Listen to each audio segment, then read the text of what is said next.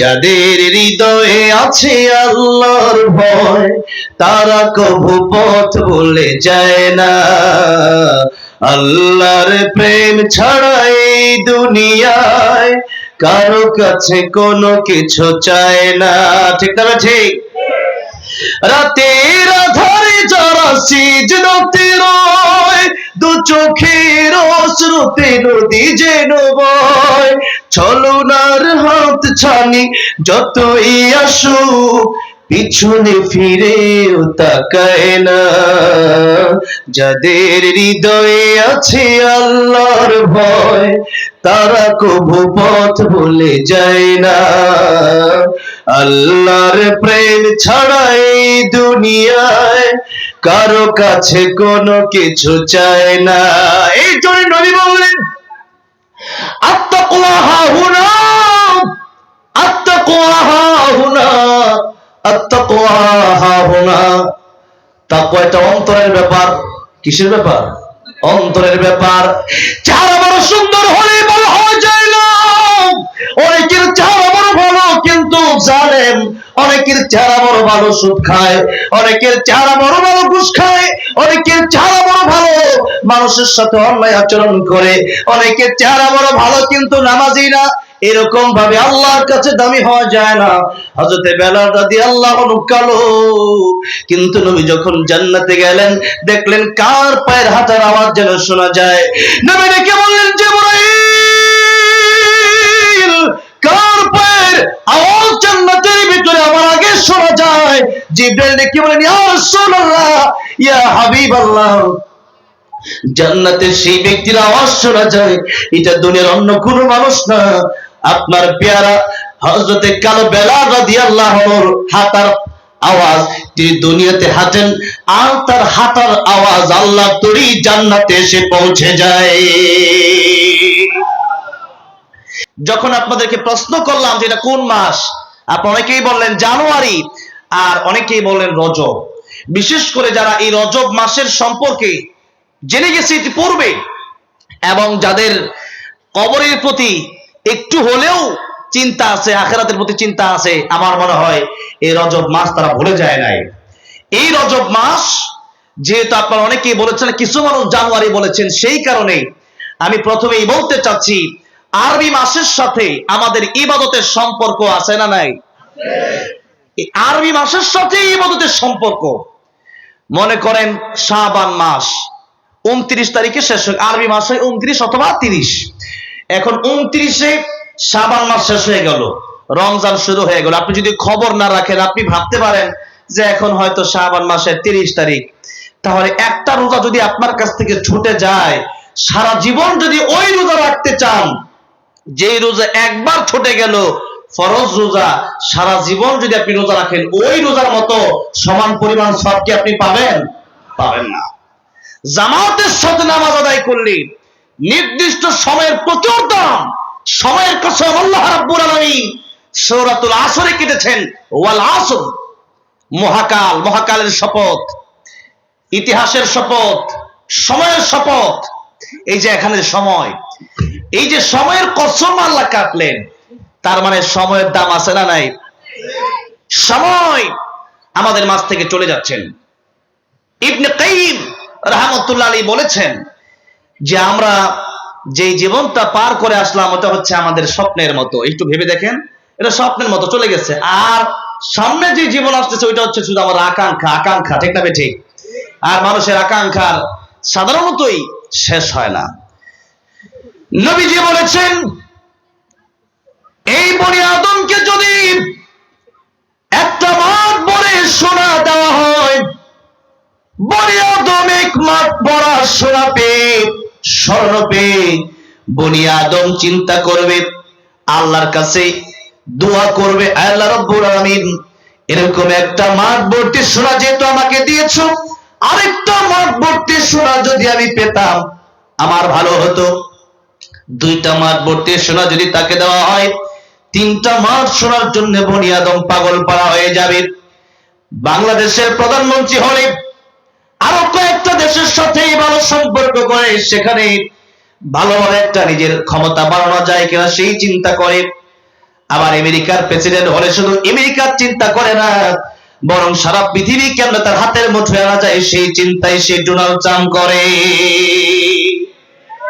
নবীজি বলছেন বনি আদমের এই চাহিদা একদিন শেষ হবে, যেদিন তাকে দাফন করে দেওয়া হবে। মাটি ছাড়া তার এই চাহিদা কেউ পূরণ করতে পারবে না। যেদিন কবরে চলে যাবে সেই দিন আফসোস করবে, আল্লাহ কাফনের কাপড় তো পকেট নাই, এই যে এত দুনিয়া দুনিয়া করলাম 24 ঘন্টার ভিতরে 1 ঘন্টাও আল্লাহর সময় দিলাম না। তখন বনি আদম এই কবরে যাওয়ার পরে কাফনের কাপড়ে হাত দিয়ে দেখবে পকেটও নাই, টাকাও নাই, সম্পদও। কি বলেন, কাফনের কাপড়ে কি আছে পকেট? আছে, আছে। হালাল হারাম না মানিয়া কত টাকা করছো কামাই, এত টাকা রাখবো কোথায়, কাফনে তো পকেট নাই। টাকা পয়সা লইয়া কি কেউ কবরে গেছে, কি জবাব দিবি রে তুই আল্লাহর কাছে। ওরে মানুষ চবে হুজ দুনিয়ার পিছে, ওরে মানুষ চবে হুজ দুনিয়ার পিছে, কি জবাব দিবি রে তুই আল্লাহর কাছে, কি জবাব দিবি রে তুই আল্লাহর কাছে। ঠিক না ঠিক? এই জন্য রাসূল সাল্লাল্লাহু আলাইহি ওয়াসাল্লাম বলেছেন, ইগতানিম খামসান ক্বাবলা খামসিন শাবাবাকা ক্বাবলা হারামিক। 5টা সময়ের আগে তোমরা 5টা সময়কে গনিমত মনে করো, মূল্য দাও। কারণ যে সময় একবার চলে যায় সেই সময় আর ফিরে আসে না। নবী বলেন 1 নম্বর শাবাবাকা ক্বাবলা হারামিক, বৃদ্ধ হওয়ার আগে যৌবন কালকে মূল্য দাও। কারণ এই যৌবন চিরদিন থাকবে না, এই যৌবন একদিন শেষ হয়ে যাবে। একদিন মানুষ বৃদ্ধ হয়ে যায়, সেই দিন এই শক্তি আর থাকবে না, বিছানায় পড়ে যাওয়া লাগবে। এটা তো পরের কথা। তবে আরেকটা কথা হচ্ছে, মানুষ তো পরের কথা, যে আপনি বৃদ্ধ হবেন এটা তো একটা সিস্টেম দুনিয়াতে। যদি আপনি বাঁচেন 18 বছর, 20 বছর, 22 বছরের যুবক হোন্ডা অ্যাক্সিডেন্ট করে মাঝে মধ্যে রাস্তায় মারা যায় কি যায় না? যায়। আল্লাহ রাব্বুল আলামিন সূরা তাহা বলেছেন, ইন্নাস সাআতা আতিয়াতুন আকাদু উখফিহা লিতুজজা কুল্লু নাফসিন বিমা তাসআ। নিশ্চয়ই কিয়ামত আসবে, আর আমি আল্লাহ তাকে গোপন রেখে দিলাম। আমি একটা কেন তেলাওয়াত করলাম যে সাআ মানে কিয়ামত, আর এই সাআর ব্যাখ্যা করতে গিয়ে রাসূল করিম সাল্লাল্লাহু আলাইহি সাল্লাম বলেছেন, মান মাতা ফাকাদ কামাত কিয়ামাতুহু। মানুষ যেদিন মরে যায় সেদিন তার একটা কিয়ামত শুরু হয়ে যায়। কারণ মানুষ যদি ভালো হয় তাহলে সেই ব্যক্তি ভালো হওয়ার কারণে সেই ব্যক্তির মানে একটা গ্লাস থেকে পানি যেরকম এভাবে ঢাললে আস্তে করে পড়ে যায়, তার জানটাও এত সহজভাবে আসানের সাথে কবজ করা হয়। আর সেই মানুষটার জান কবজের সময় কষ্ট হলেও তার সামনে যখন আল্লাহর তৈরি জান্নাত তুলে দেওয়া হয় আর আল্লাহ রাব্বুল আলামিনের সালাম দেওয়া হয়, আল্লাহর সালাম পাওয়ার পরে ওই বান্দা আমার আল্লাহ রাব্বুল আলামিনের সাথে দেখা করার জন্য ফেরেশতা এসে বলে, তোমাকে আল্লাহ রাব্বুল আলামিন সালাম দিয়েছেন, আল্লাহর সালাম নাও, আর আল্লাহ রাব্বুল আলামিনের সাথে তোমার মৃত্যুর পর দেখা হয়ে যাবে। মৃত্যু ছাড়া আল্লাহকে দেখা যাবে? সম্ভব না। মুসা আলাইহিস সালাম চেয়েছিল আল্লাহকে দেখতে, দেখতে পারছে? পারছে না। আল্লাহ রাব্বুল আলামিনকে দেখতে যাওয়া চক্রদের ব্যাপারে আল্লাহ রাব্বুল আলামিন 2টি কর্মসূচির ঘোষণা দিয়ে দিলেন। আল্লাহ রাব্বুল আলামিন সূরা কাফের শেষ আয়াতের শেষ অংশে বলছেন, فَمَنْ كَانَ يَرْجُو لِقَاءَ رَبِّهِ فَلْيَعْمَلْ عَمَلًا صَالِحًا وَلَا يُشْرِكْ بِعِبَادَةِ رَبِّهِ أَحَدًا। আল্লাহ তাআলা বলেন, যারা চায় আমি আল্লাহর দিদার নসিব হবে, আমি আল্লাহ রাব্বুল আমিনের সাথে দেখা করবে, তারা যেন নেক আমল করে। নেক আমল মানে কোরআন, নেক আমল মানে রাসূল সাল্লাল্লাহু আলাইহি সাল্লামের আদর্শ।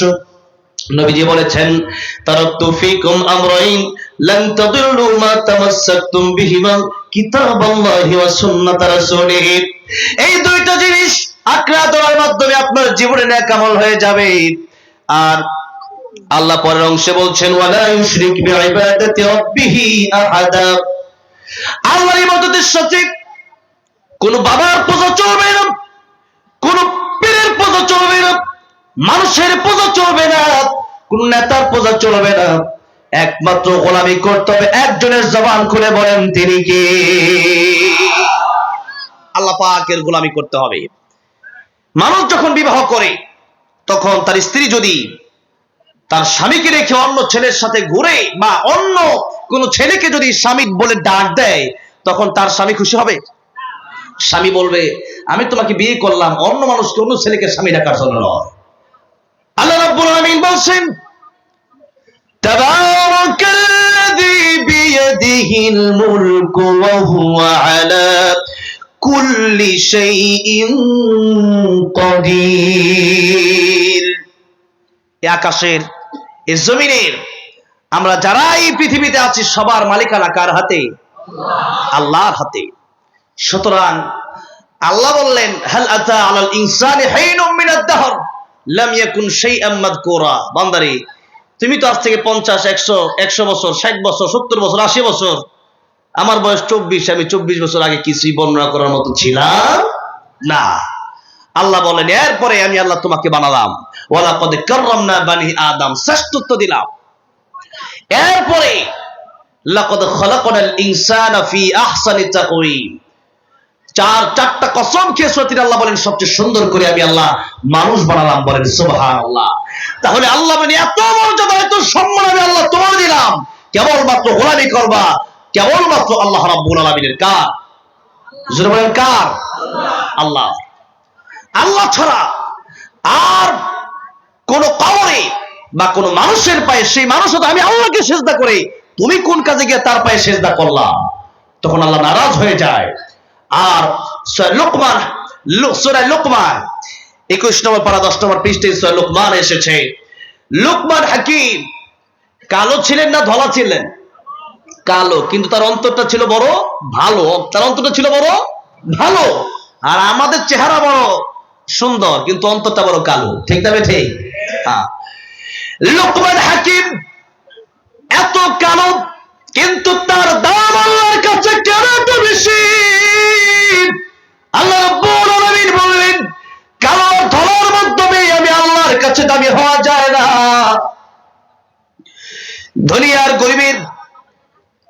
দুনিয়ার গরিব হওয়ার মাধ্যমে আমি আল্লাহর কাছে দামি হওয়া যায় না। বেশি সুন্দর হওয়ার মাধ্যমে আমি আল্লাহর কাছে দামি হওয়া যায় না। বেশি লম্বা হলেই আমি আল্লাহর কাছে দামি হওয়া যায় না। বরং উচ্চ মাপের বংশে জন্মগ্রহণ করলে আমি আল্লাহর কাছে দামি হওয়া যায় না। বরং সূরা হুজুরাত আল্লাহ রাব্বুল আমিন বললেন, ইন্না আকরামাকুম ইনদাল্লাহি আতকাকুম। আমি আল্লাহর কাছে তার দাম বেশি যার অন্তরে আমি আল্লাহর ভয় আছে। কার ভয়? জোরে কার ভয়?